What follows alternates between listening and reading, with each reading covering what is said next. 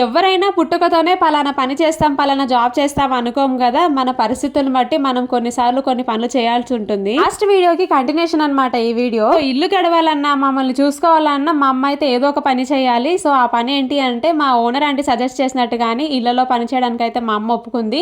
ఇక ఒక ఇంట్లో అయితే మాట్లాడిచ్చి పనికైతే పెట్టించింది అనమాట. లంకంత కొంప అంటే వినడమే కానీ లంకలాగా ఉంటుందని మాత్రం నిజంగానే తెలీదు. ఆ ఇంటిని చూస్తేనే తెలిసింది. అంత పెద్ద ఇల్లు. ఆ ఇంత పెద్ద ఇల్లు అయినా ఇంట్లో మనుషులు మాత్రం చాలా తక్కువే ఉండేవాళ్ళు, కానీ ఇల్లు మాత్రం చాలా పెద్దది.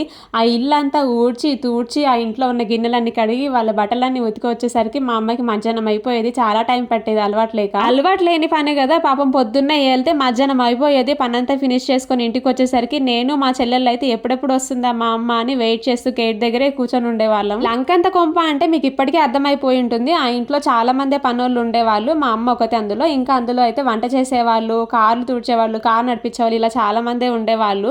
సో అక్కడ మిగిలిపోయిన ఫుడ్ అంతా కూడా ఇచ్చేవాళ్ళు అనమాట. చాలా సార్లు అయితే మేము వాళ్ళు ఇచ్చిన ఫుడ్ తోనే కడుపు నింపుకునే వాళ్ళం. అన్నం విలువ తెలుసు కదా, అందుకే ఇప్పుడు ఎక్కడైనా కూడా ఎవరైనా అన్నం కానీ ఫుడ్ కానీ వేస్ట్ చేస్తుంటే చాలా బాధ అనిపిస్తుంది. అరే ఎంత కష్టపడితే వస్తుంది కదా ఇది అని. అన్నట్టు మన ఛానల్లో ఫస్ట్ గివ్ అవే రన్ అవుతుంది. పార్టిసిపేట్ చేయాలంటే కింద ట్యాగ్ చేసిన ఫుల్ వీడియో చూడండి. Continuation next video.